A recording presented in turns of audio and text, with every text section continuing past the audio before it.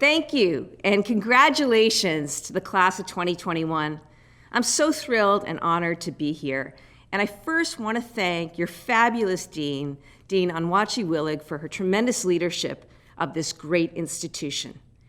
Thank you also to the faculty and the staff who made this day possible, for imparting their wisdom in service of others. Thank you also to the families, to your friends and siblings for their support and encouragement. And most of all, thank you to you, the graduates, for choosing to pursue a degree that I know has the potential to give you a lifetime of satisfaction and opportunity. Now, you guys have been through a lot to get here, and we know it hasn't been easy.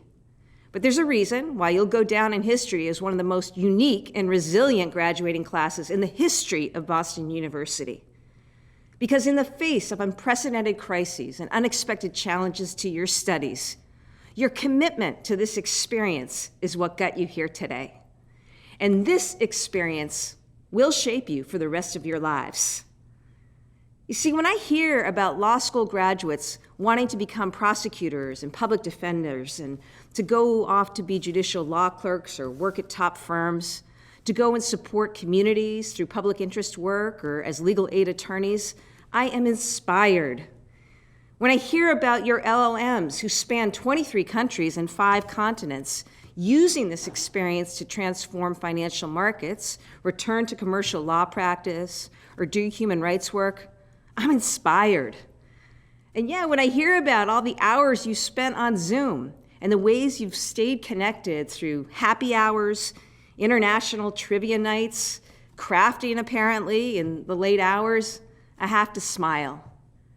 The world may have stopped, but your learning never did. Now, I've gone back and learned a little bit about some of what makes your class so fantastic. Some of the highlights of your class are truly remarkable. Members of your Immigrants' Rights and Human Trafficking Clinic who secured the release of 2 immigrant women who were abused by their doctor and detained by ICE in Georgia. The BU MIT Technology Law Clinic, which helped researchers disclose vulnerabilities in a smartphone voting app. Another student who formed a nonprofit in the middle of this pandemic to create space-saving desks for students in need. Your moot court advocacy and appellate advocacy teams made the semifinals. The Black Law Students Association celebrated its 50th anniversary and was recognized as Chapter of the Year. BU Law's first Women of Color Collaborative was founded, and it's thriving. The Public Interest Project made impactful changes to prioritize anti-racism in its grant application process. The list goes on, and it's impressive. Here you are as law school graduates, and I want you to take that in and to feel really good about everything that you were able to accomplish these last 3 years, especially this last year. I'm also here today to tell you what I think is ahead for you. You see, before you're admitted to the bar, every one of you is going to be asked to swear an oath. That oath is your admission ticket to the practice of law. Now, each state's oath is a little different, but they have one important thing in common. You see, you're going to be asked to uphold and support the Constitution of the United States. That oath that you will take now as lawyers is a powerful reminder that being a lawyer comes with enormous responsibility. Opportunity, yes, but also responsibility. Now, if you remember back to 1L year, you all learned that our Constitution guarantees certain rights, civil rights and civil liberties like freedom of speech, the press, religion, the right to equal protection under the law and due process, the right to vote, to get an equal education, and to marry the person you love. But see, it's not just words on a page. Now as you go forward, it will be your job as lawyers to breathe life into those guarantees. You see, as lawyers, you're the keepers of this nation's promise. Throughout the history of this country, it's lawyers who have worked to apply the text of the Constitution to actual everyday experience and to make meaningful change in people's lives. So I want you to take a moment to think about some of those who've gone before you. Think about Thurgood Marshall, who after he got rejected from his first choice law school because he was Black, attended Howard University, and of course, as we know, went on to successfully argue Brown versus Board of Education before the United States Supreme Court, the case that established that racial segregation in our public schools violated the guarantee of equal protection. Or think about somebody like Pauli Murray, who coined the term Jane Crow in reference to the unique discrimination faced by Black women. Pauli grappled with complex legal questions in pursuit of the liberation of women, Black people, and the LGBTQ community. Just a few examples. Now look, I know not everyone is going to go out and become a civil rights lawyer. I myself began my career as a business litigator at a big firm and had a wonderful experience. But whatever career you choose, whatever path you go down, and you will go down many, I'm sure, through the course of your career, you know that you have a responsibility to use your legal skills, to use your education, to uphold the promise of our Constitution. So I want you to remember this and do me a favor. Remember that. Remember that oath when you're making a sentencing recommendation as an assistant district attorney. Remember that oath when you're advising your corporate client on an acquisition or a deal. Remember that oath when you're drafting a will for a family. And seek out opportunities to contribute. It may be through your practice, or it may be through things you do outside of your practice, like choosing to serve on a board of a nonprofit or a local organization, engaging in pro bono work, or maybe even running for office yourself. So when I speak of this oath that you are now going to take, I'm reminded of being at Logan Airport 4 years ago when Donald Trump first issued his Muslim ban. I remember being there and listening to the heartbreaking stories of families with loved ones trapped abroad or behind the gates or held for questioning, many of them students, of course. But you know what else I saw that Saturday afternoon? I saw lawyers from big firms and small firms and public and private practice, literally getting in their cars, leaving their kids and weekend activities to go to the airport to see how they could help as lawyers. And in the days and weeks that followed, we all worked together, immigration attorneys, government lawyers, in-house counsel for our universities, including Boston University, our hospitals, businesses, all of us working together to challenge this unconstitutional ban in court, and together we won. A similar thing happened during this past election.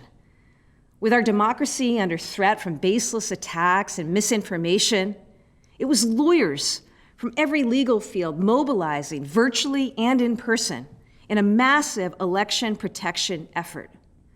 Lawyers, including Boston University alums, traveled all over the country, Detroit, Philadelphia, and Atlanta, to serve as election observers, staff recounts, and to handle the many frivolous litigation challenges. Working together, lawyers defended attacks on our democracy, made sure every vote was counted, and won in court every single time. You see, this was about vindicating those constitutional principles you spent the last few years studying and learning. And as you go forward, it's now about making sure you're living up to the promises of those principles and the oath that you will all take. Now, you're charged to consider your role in this world. What's the promise of your generation? What will your contributions be? As you leave BU, law degree in hand, know that you are empowered with all the skill and the opportunity to go out and be great and do good.